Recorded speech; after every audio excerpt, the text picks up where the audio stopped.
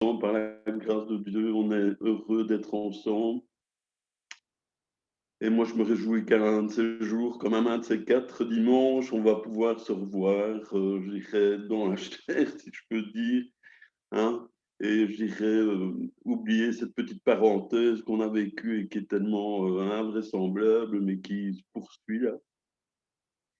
Mais on est heureux parce que le Seigneur, lui, ne change pas. Il est toujours avec nous, hein. Il ne nous a pas promis une vie sans épreuve, sans difficulté, mais il est toujours présent avec nous. Alors, on va faire une petite pause ce matin dans la série, je dirais, des messages sur le sermon sur la montagne, parce que je me suis dit que c'était quand même un enseignement difficile à entendre parfois, et je dirais, on nous demande des choses tellement, qui nous vont tellement loin que je me suis dit, c'était peut-être bien de prendre un petit moment de respiration. On a terminé le premier chapitre, il y en a 3, etc. Et puis, je me suis dit, peut-être que vous êtes comme moi, parfois vous posez la question, ok, c'est bien, mais comment est-ce que je fais pour vivre, je dirais, ce que Jésus attend de moi? Est-ce que j'ai les ressources pour faire ça? Comment est-ce que je gère parfois ma tristesse, ma frustration de ne pas y arriver, d'avoir le sentiment que c'est toujours un peu trop court, ou qu'il y a une arrière-pensée qui n'est pas à la gloire de Dieu? Toutes ces choses-là, je me suis posé ces questions. Et j'ai beaucoup réfléchi là-dessus. Et puis, je dirais, en lisant, je me suis rendu compte qu'en fait, c'est un principe qui est dans toute la parole de Dieu. Ce que Dieu nous demande, ce que Dieu nous commande, il nous le donne aussi. Je ne crois pas qu'il nous demande de faire des choses, de dire des choses, de penser des choses qui seraient hors de notre portée, qui sont, je dirais, pas possibles, hein. Mais avec sa grâce, avec son esprit, c'est ce qu'on va voir ensemble, eh bien, on peut, je dirais, justement démontrer ce caractère de Jésus à l'humanité. Alors, je voudrais qu'on lise la première dia, là, si c'est possible, Michel, parce que je voudrais qu'on lise le texte ensemble, le PowerPoint. Alors, oui, ça arrive, voilà. Donc, ça, c'est le titre, oui, c'est la suivante, voilà. Super, merci Michel. Alors, c'est 3 versets, hein, je dirais, c'est pas grand-chose, mais ça nous donne pas mal de clés, je dirais, pour se rendre compte que Dieu nous a donné ce dont nous avons besoin pour grandir spirituellement. Il nous a donné tout ce qu'il faut pour y arriver, pour savoir et comprendre qui nous sommes en Jésus-Christ, pour savoir aussi ce qu'il faut faire pour vaincre le péché et toutes ces mauvaises attitudes qui sont en nous. Et si on prend l'épître de Pierre, hein, là on est au début du chapitre 2, mais dans la première, il explique bon, à une église qui souffre, il n'est pas là comme quelqu'un, je dirais, qui sait tout et qui est en train d'enseigner alors qu'il n'a rien traversé. Non, pas du tout, il a lui-même traversé ses souffrances et il partage d'expérience. Et en fait, ce qu'il dit, c'est que Dieu est là pour vous aider, hein. Il est toujours présent et il va même tirer des bonnes choses des choses difficiles que vous traversez. Ça, c'est la promesse dans le chapitre 1. Vous pouvez le relire si vous avez l'occasion. Aujourd'hui, cette semaine, je vous conseille de le faire. Dieu va tirer le meilleur du puits.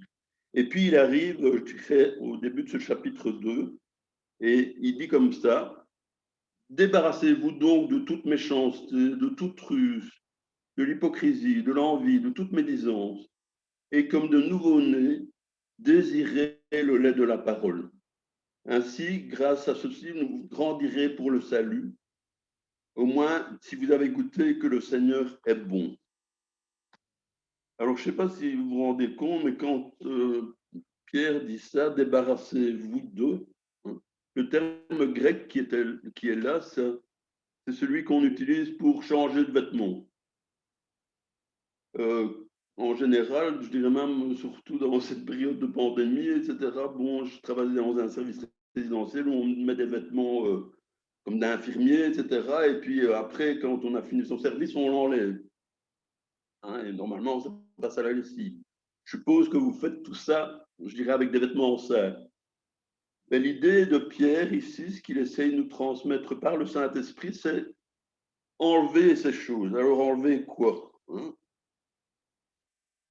Ben parce que Dieu va vous aider à enlever ces choses, justement, hein.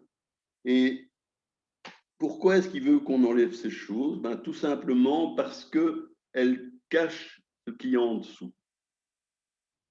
Alors, ce que j'essaye de dire, c'est que ces choses dont on va parler tout de suite cachent ce qui est en dessous, c'est-à-dire le caractère de Jésus. Et c'est petit à petit qu'en se débarrassant de ces choses, que le caractère de Jésus va apparaître, la gloire de Jésus va apparaître, et on va voir toute la différence. Mettre la diapo suivante, si tu veux bien, Michel. Voilà. Hein. En général, les vieux vêtements, on ne les garde pas sur soi. Eh bien, quand on garde notre ancienne manière d'être, ben, c'est ce qu'on fait. Donc, qu'est-ce qu'on fait? Dia suivante, ben, on s'en débarrasse, hein, et puis on en met des propres. Michel? Voilà, hein, des vêtements propres, ça fait envie. Hein. L'idée, c'est ça. Donc, se débarrasser de choses anciennes pour en passer de nouvelles. Alors, au début de mon mariage, Christine et moi, on était passionnés par les meubles anciens, en pain, etc. Et on était sidérés de voir quelquefois des horribles meubles qui, au bout d'un moment, hein, tu peux mettre la dia suivante aussi, étaient décapés, etc. Et en fait, en dessous, qu'est-ce qu'on découvre? Quelque chose de magnifique. Mais l'idée, c'est ça aussi, enlever ce qui, je dirais, cache cette vue de Jésus. Hein? Parce que ce qui est en dessous, c'est magnifique. Hein? Sous d'horribles peintures vernies, des fois, on avait du rouge brillant, etc., du noir brillant, et en dessous, il y avait un superbe bois. Hein? Mais l'idée, c'est ça, en fait. Hein? Comme vous avez reçu Jésus, vous avez reçu l'Esprit de Dieu, vous avez Jésus en vous, et il faut qu'on puisse le voir. Mais pour qu'on puisse le voir, hein, on a une partie à faire, c'est de se débarrasser de cette ancienne manière d'être. Et ça, je crois que c'est important, hein, parce que quand on fait ça, ben, la beauté du caractère et la présence de Christ va être manifeste. Et ça, c'est formidable parce que ça nous donne un potentiel absolument énorme. Hein. Jésus en nous, l'espérance de la gloire, mais je dirais, c'est pour bien sûr l'éternité, son retour et le règne de Dieu, le royaume de Dieu, toutes ces choses. Mais j'ai envie de dire, ça commence déjà maintenant. Hein. Il n'y a pas très longtemps, j'ai vu une série télévisée sur Netflix qui parlait de gens qui ont assassiné d'autres personnes. Et je voyais une famille, je dirais, qui avait perdu, je crois que c'était une fille, hein, et la maman était chrétienne et elle racontait comment elle était parvenue à pardonner la personne qui a assassiné sa fille. Hein. Alors ça, c'est évident qu'humainement, je dirais, c'est au-delà de ce qui est possible. Hein. Mais ça, c'est la gloire de Dieu, justement, de découvrir tout notre potentiel en Christ, ce potentiel d'amour, de pardon, de compassion. Et je crois que ça, c'est essentiel de se rendre compte que si on n'enlève pas notre ancienne manière d'être, hein, si on ne jette pas, on ne va pas voir, quoi. On ne verra pas Jésus. On verra pas Jésus. Alors, qu'est-ce que Pierre nous dit? Hein? Je vais devenir un peu plus pratique. Hein? Hein? Donc, on ne peut pas voir Jésus avant que vous vous débarrassiez de cette chose. Et la première chose que Pierre dit, c'est débarrassez-vous de cette malice. Alors, il y a d'autres termes qui sont utilisés, mais je crois que dans une version française, il est parlé de malice.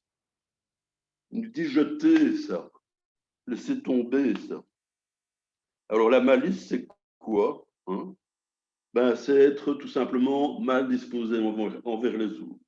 Hein?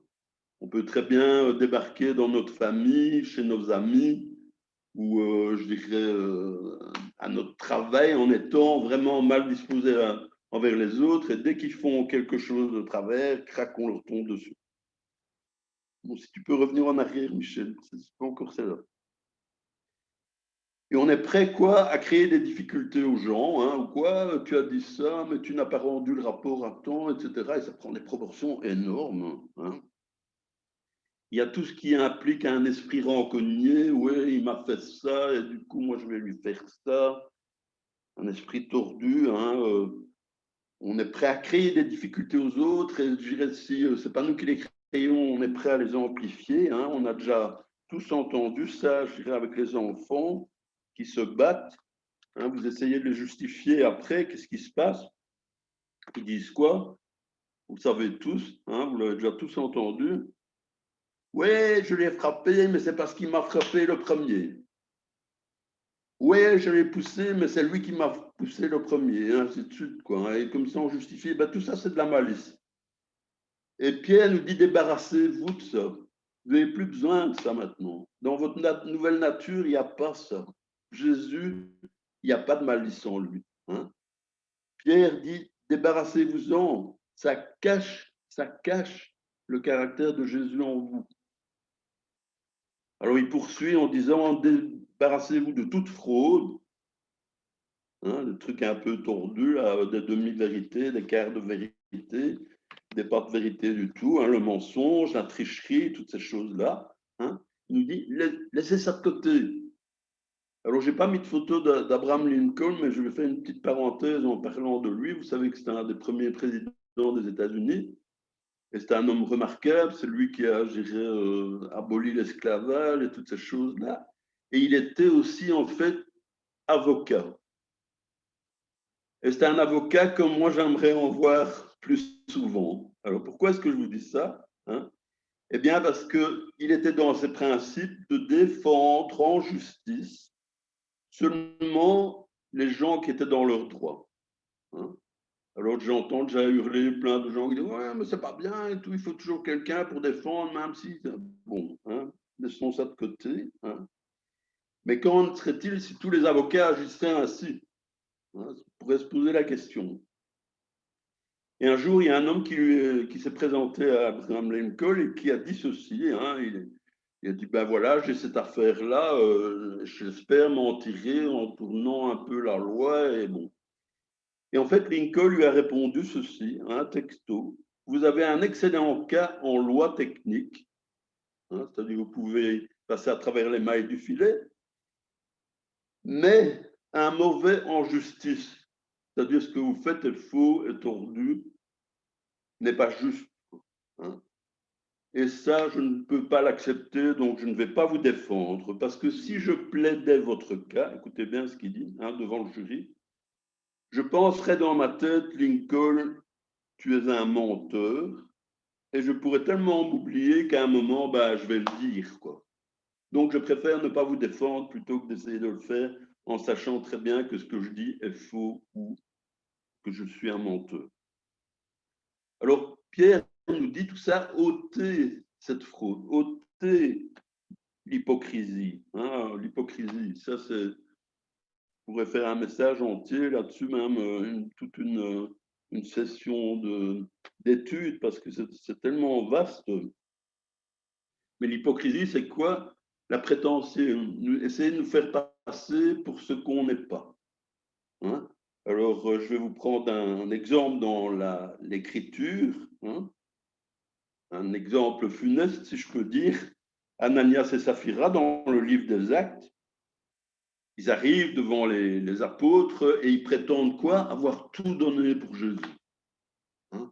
Quels gens merveilleux, ce couple, ils ont tout donné pour Jésus. Hein? Le problème, c'est que ce n'était pas vrai hein, et ça leur amenait beaucoup d'ennuis. Hein. Ce n'est pas leurs dons qui ont ramené des ennuis, mais bon, c'est l'idée de se faire passer pour ce qu'ils ne sont pas.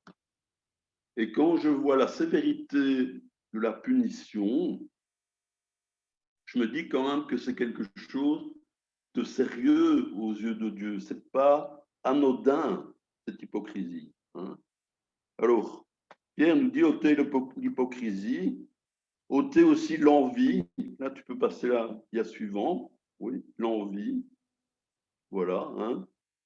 Oui, moi j'ai un pot, mais j'aimerais bien ce que l'autre a. Hein. Est-ce que l'autre a? Ben non, j'aimerais bien ce que celui-là. Hein. Ça a l'air marrant, comme ça, c'est mignon en voyant ces deux petits gamins, etc. Mais parfois, dans notre vie, ben, ça arrive qu'on se dise, tiens, ouais, le frère un tel, tu as vu la maison qu'il a pu se payer, et maintenant il a un nouveau travail, il gagne autant de sous. Ouais, pourquoi est-ce qu'il est béni comme ça? Et moi, je rame encore dans ce travail difficile. On peut parfois avoir de l'envie, de la jalousie, hein, se dire, ouais, il est si heureux, et moi, je rame ici, et c'est compliqué.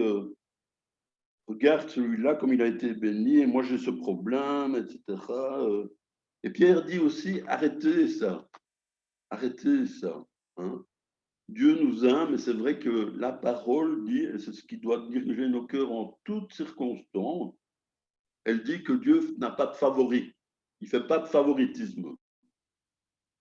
Et moi j'aime bien tourner un peu cette parole en disant, on est tous ses favoris. Il n'y en a pas un qui est préféré par rapport à l'autre, on est tous ses préférés.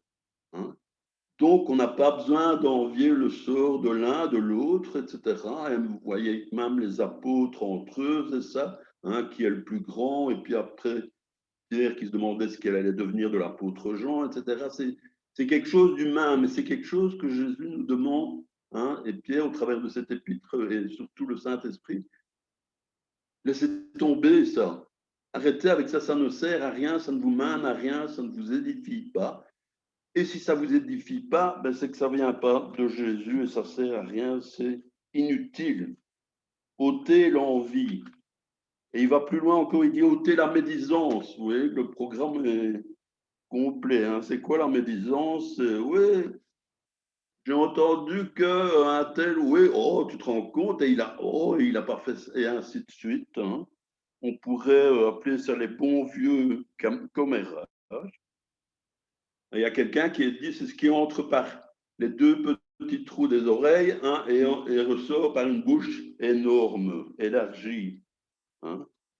Il y a une petite fille aussi, je dirais, qui avait dit, une petite chrétienne qui a dit oh maman, je suis très fière que j'étais à l'église aujourd'hui. Et la maman dit quoi tu as stoppé une dispute, une bagarre? Elle a dit non, la petite fille a dit non, c'est tout simplement, je savais quelque chose, mais je ne l'ai pas répété. Je ne l'ai pas dit. Je n'ai rien dit. Alors Pierre nous dit ici, enlevez les commérages. Parce que si vous voulez grandir en Christ, si vous voulez qu'on voit ce potentiel qui est en vous, il faut arrêter ça. Stopper ça. Hein. Tout simplement à un moment dire, ah ben non, je ne recommence pas, je ne veux pas fonctionner comme ça. Maintenant, honnêtement, dans le milieu du travail, ce n'est pas toujours évident, hein, mais on peut choisir au moins de ne pas participer. Ou si on voit que ça prend une tournure comme ça, ben, quitter la pièce, sortir à un moment, etc. Et ne pas entretenir ces commérages, ces mensonges, cette fraude et tout ça. Pourquoi? Ben parce que toutes ces choses, ce sont des saletés, des horreurs, hein, des mauvaises choses qui masquent le caractère de Jésus en vous. Et ça, c'est terrible parce que, comme nous sommes censés refléter Christ et qui il est aux yeux du monde, ben, s'il y a de l'envie, de la médisance, de la malice, des commérages, etc., les gens ne vont pas le voir. Ils vont se dire, ben, c'est juste une autre personne parmi les d'autres. Hein, il n'a rien de particulier. Il dit qu'en plus qu'il est chrétien et il fait ça. Hein. Donc, ces saletés, ces choses-là que Pierre nous demande de débarrasser, il faut absolument le faire. Pourquoi? Pourquoi? Hein? Parce que sinon, on ne voit pas le caractère de Jésus en nous. Alors, ça, c'est que la première étape. Et la deuxième, vous allez voir qu'elle est plus simple encore et plus rapide. Hein, une deuxième clé pour grandir au verset 2. Hein. Il nous invite à redevenir, tenez-vous bien, des bébés. Pas des enfants, des bébés. Désirer être comme des enfants nouveau-nés. Nouveau-nés, hein, le lait spirituel, afin que par lui, vous croissiez pour le salut. Donc, débarrassez-vous d'une chose et prenez autre chose à la place. Hein. Désirez comme des enfants nouveau-nés. Alors, bon, comme des bébés, je me suis dit, purée, quelle image, le bébé. Hein, et en même temps, après, poser la question, c'est quoi un bébé? À quoi il ressemble un bébé? Hein? La plupart, vous êtes parents, vous savez très bien ce que c'est un bébé. Hein? Il a des caractéristiques. Il est simple, hein? Ce n'est pas un être complexe. Et la vie en général pour un bébé est réduite à quoi? Faire des additions, payer les factures, laver le linge, changer le lit, sortir la... Non, non, hein, non, non, non. La vie est réduite à manger, à dormir, à changer de langue quand même, hein, c'est indiqué, et aussi à pleurer, à crier. Hein. Et en général, quand il a faim, quand il a envie, quand il veut quelque chose. Hein. Et quoi, ça me parle aussi en me disant, bon, ici, le bébé, il désire quoi? Il veut du lait, il veut la présence de ses parents, de sa maman, etc. Il veut ce liquide qui pour lui est synonyme de vie, et c'est plus important que tout. Hein.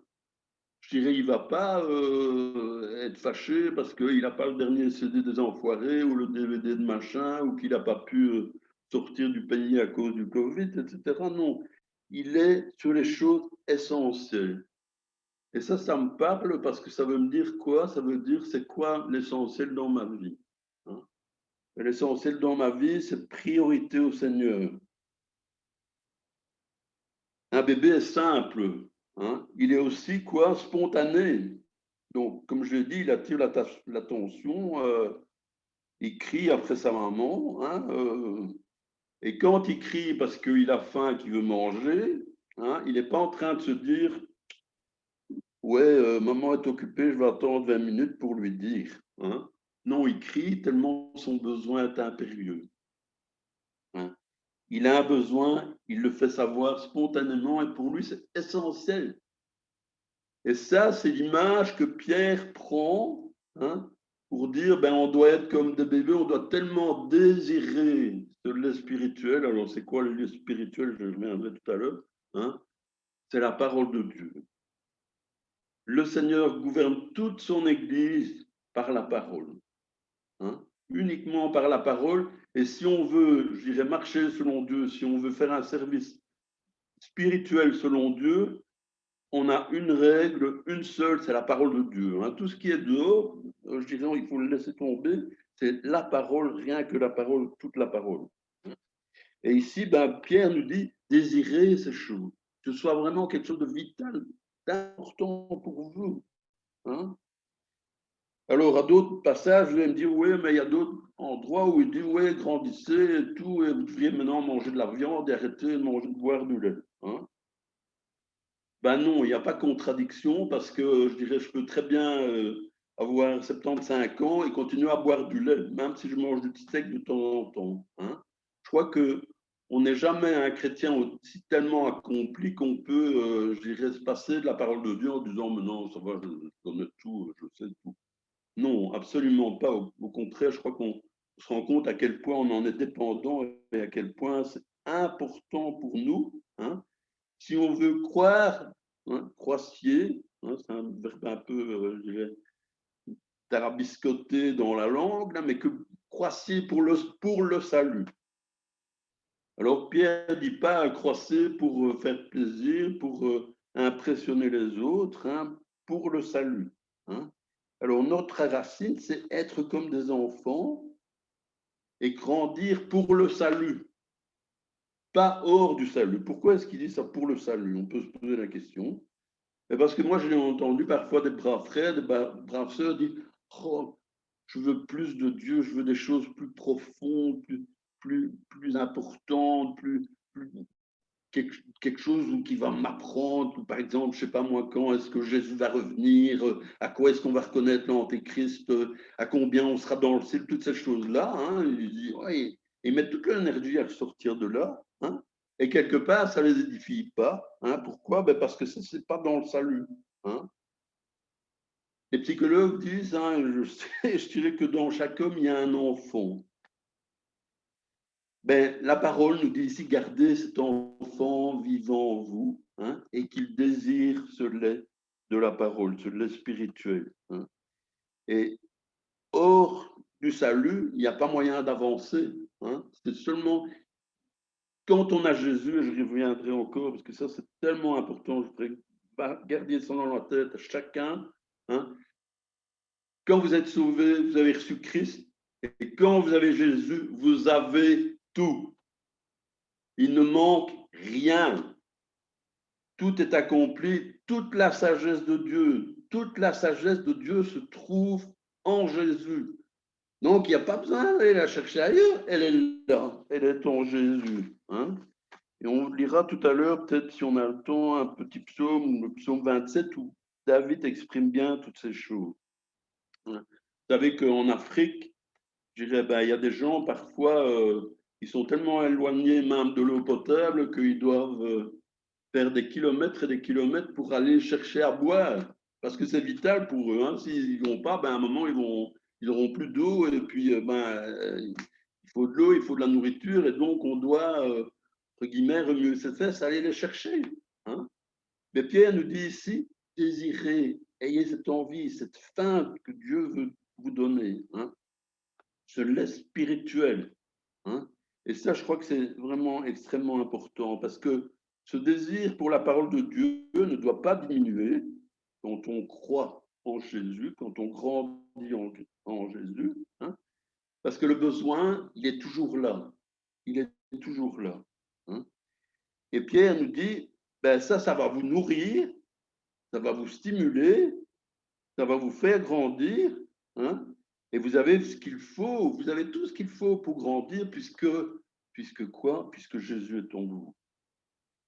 Alors, je voudrais simplement terminer en disant, hein, encore une fois, et je crois que c'est important, si on regarde notre croissance spirituelle, on est quand même toujours plus près de l'enfance que de l'homme parfait qui sera devant Jésus. Hein, on l'a chanté tout à l'heure, hein, quand on sera dans sa justice devant lui. Donc, du chemin, il reste à en faire. Et je crois que c'est en se nourrissant de la parole et en se débarrassant de toutes ces choses qui n'honorent pas Dieu, hein, que nous pourrons glorifier son nom et grandir en lui. Parce qu'il ne nous manque rien, on a tout ce dont on a besoin en Jésus. Et tout le monde dit, même si je ne vous entends pas, Amen, merci. On va terminer par la prière.